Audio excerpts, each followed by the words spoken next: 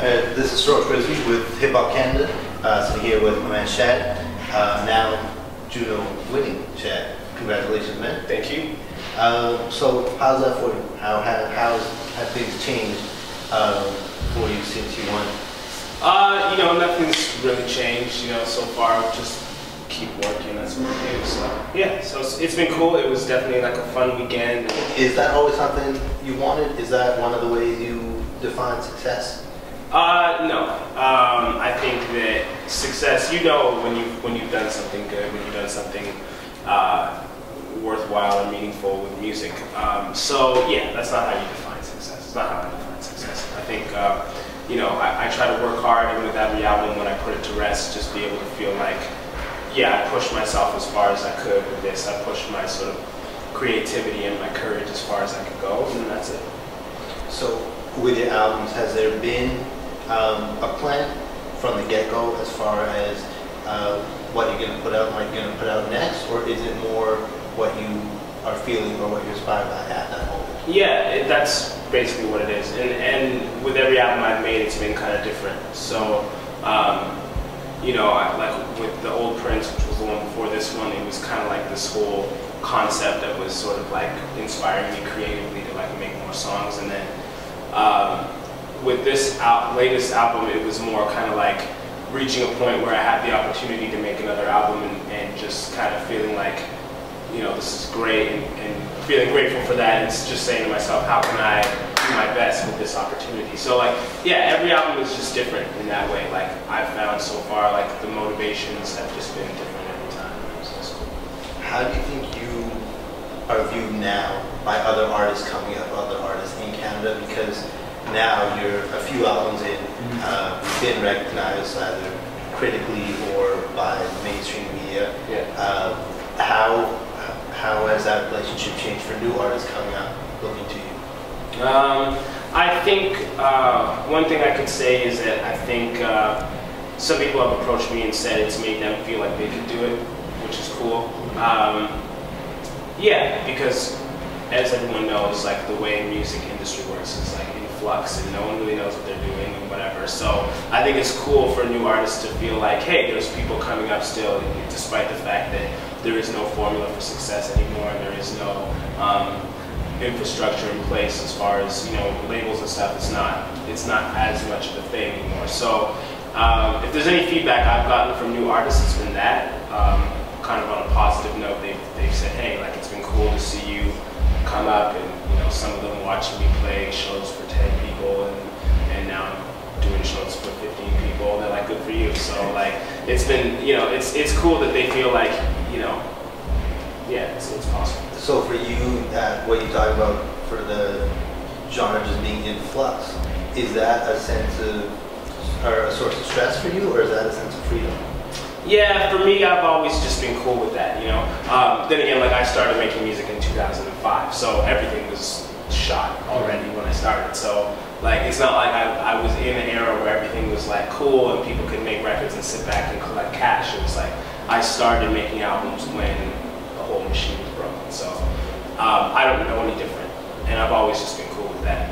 Do you think your music or your career would take a different path if you had come up maybe 10 years earlier? The thing is, you don't know if you would be rich or if you would not have a career. You know what I mean? So like, as far as I'm concerned, I'm very happy with the way things are right now, so I'm not complaining, because you really just don't know. I don't know if, it could be one or the other.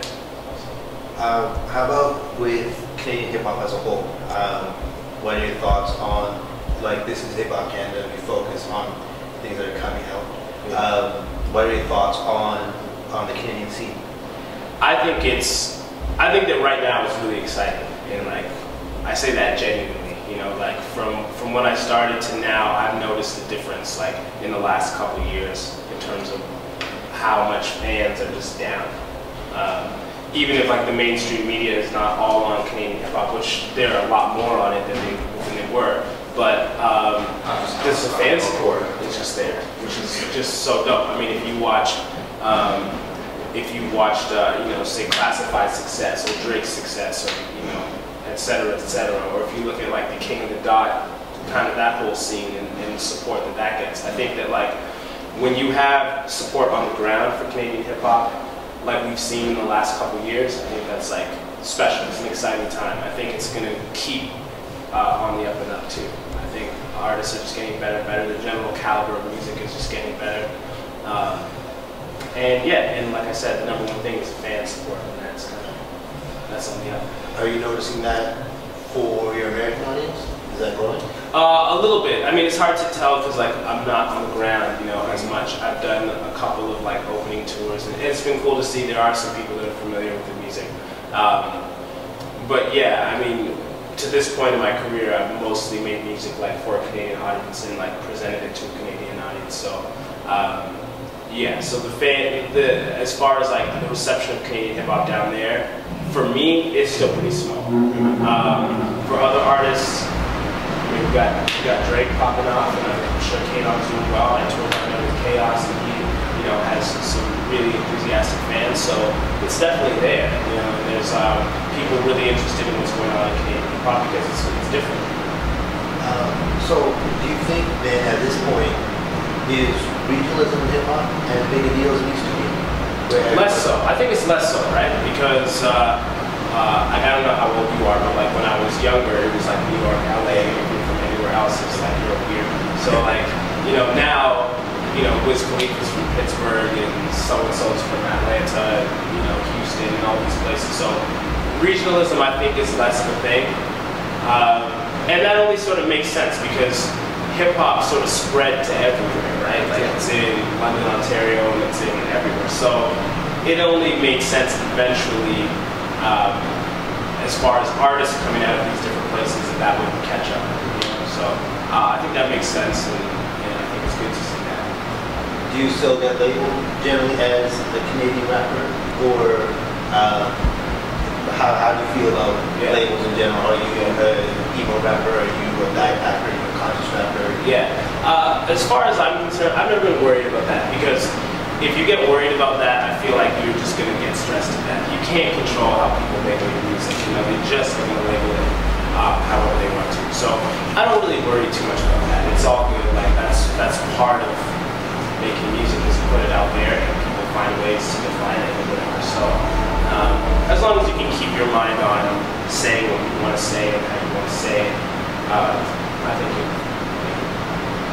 You seem as someone who generally wears your influences on your sleeve. Yeah. You know, the track list and on the new album. Yeah. I mean, you can hear any two line of it and hear where you're coming from. Yeah. I personally got into you when you had the line about the Get Better channel. Okay. Yeah. Anyone new you're looking out for? Anyone you wish to collaborate with? Anyone you? That I'm listening to these days. You know, Odyssey. Area, I think he's like, as far as like hip hop that I've been getting into lately, he's been up there for me. But yeah, like I've always listened to like a range of music. So yeah, I don't know if I'd really collaborate with a lot of the people. Like sometimes I'm just a fan, and like it doesn't make sense for us to make music together. But yeah, but I've always listened to a range of music. You're not really someone who collaborates much, I mean. Yeah, especially not that much on my own stuff. Just because like. You know, when I write a song, it might be a really kind of specific idea, or like, I don't know. It would feel weird for me to approach someone and say, can you fit into this song? When it's like, they just don't necessarily fit. Like, I would have to come to it from a point of like, hey, let's work together on something that works for both of us. And I just have never really been in that much of a position to do that. So, yeah, I mean, there's a lot of people I'd love to sit in the studio and work with, but given my process, it just hasn't really worked out that well. So tell me about TSO. It's been out for a while now. Gotten great reviews. Tell me about the sound on the album. Was it as conceptual as Dual Prince?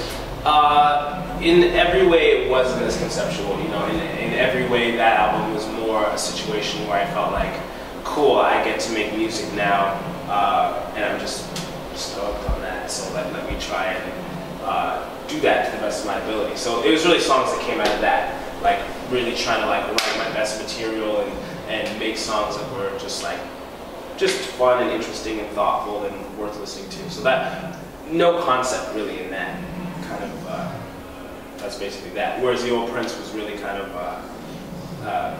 yeah, more of a conceptual idea, and sonically it's a little bit more cohesive. Your writing's always been personal, pretty much from the first time forward. Was it hard, especially when you were starting out, not to kind of fall in the pressures of what was quote-unquote successful at the time? Well, the thing is, like, making hip-hop in Canada at that point, like 2004, 2005, it's like, I didn't really think success was a realistic thing anyways. Plus, the only thing that ever really interested me in music was doing something that I felt was kind of like different and a little bit unique to me. So, for all those reasons, I never really felt a ton of pressure to do anything else, because doing things that weren't me, it just didn't interest me. It was just like, I'd rather push papers or something in an office. So, yeah, so I never really felt that much pressure in that respect. It's always kind of been like, what got me excited about music is when I would say write a lyric or something that I felt like only I would say that, or that's something unique for me to offer to people. So yeah, because I mean, for you, from playing guitar on tracks to even the new album has like spoken word pieces on it. Yeah. Those aren't like a recipe for commercial success. But I've also always been a believer of like, if you like it and somebody else probably likes it, as opposed to like, if you're making music that not even you like, what's your sort of intuition or reason for thinking someone else is going to like it? You know, I think you gotta try and do something different, do something interesting, because it's music and it's supposed to be fun in that way. Just in regards to originality, creativity, what do you think are the obstacles to that? What are the roadblocks for that? Yeah, I think a lot of it comes down to, yeah, ultimately it's like, I don't know, I guess just fear, really. Like, I think you gotta just embrace the things that you love about music and the reasons why you do it, which is usually just because it's fun, and usually just because you have things to say, and you have humanity and an individuality that you want to show. So I think, you know, if you pursue that, and you remember that that's actually why you're making music and why you like it, then I think it'd be cool. So when you say fear what? I think there's fear of everything. You know, there's fear that that if you do your own thing that you'll be a weirdo. There's a fear that you're not weird and original enough. There's fear that you suck. There's fear that you are making music for the wrong reasons, you know? You gotta just deal with that. It's probably all true to some extent. You just have to get over it and do it, you know? But I think the biggest thing is just remembering why you're doing it, and remember that it's fun, and if you keep having fun, you know, making music and performing, you're just gonna get better and better. From your own point of view, and it's been just 6 years in for you, how have you changed along those lines? Yeah, I think it's been a huge learning thing for me, because for the first time in my life with making music, it was maybe the first time in my life it was like, okay, I have this passion and this drive to do this thing that doesn't necessarily make sense. It's not conventional, or it's not obviously practical, you know, making music. But then to pursue it and to see something come of it was really kind of an eye-opening thing for me, a real huge learning experience, and like a thing of like, you just have to have faith in those feelings and in those ideas, because they're there for a reason. You know, if you love making music, you love it for a reason. It's not just there so that you can not do it and be miserable, you know. So I think that, yeah, I've grown a lot in that respect, in terms of just generally believing in my own ideas and in my common sense and my intuition about certain things. So music's been a huge help for me in that respect. How do you think, back in the day when you were, you know, you're coming up, your name was getting out there, you made the decision to stay at school. Yeah.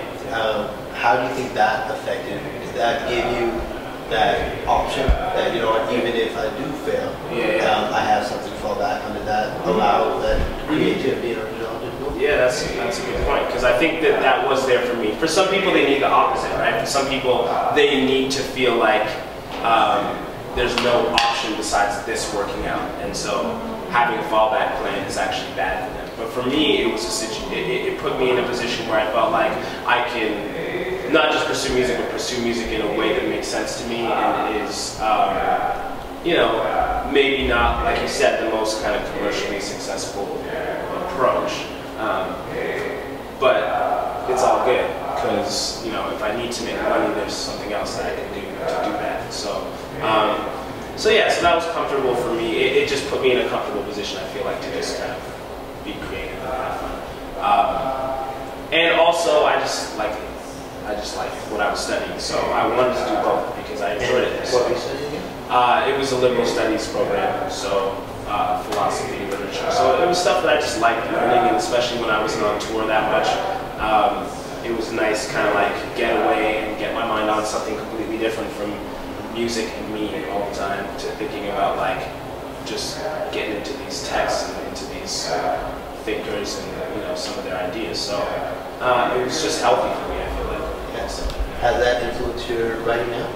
I think so, yeah. I think whenever you absorb inspiring ideas, or whenever you take in good work, creative work, it's gonna be good for you.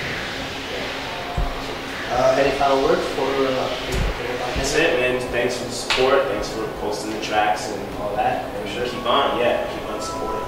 Sure. Shad in Calgary, playing at the Republic tonight. And thanks again, man. Yeah, no problem.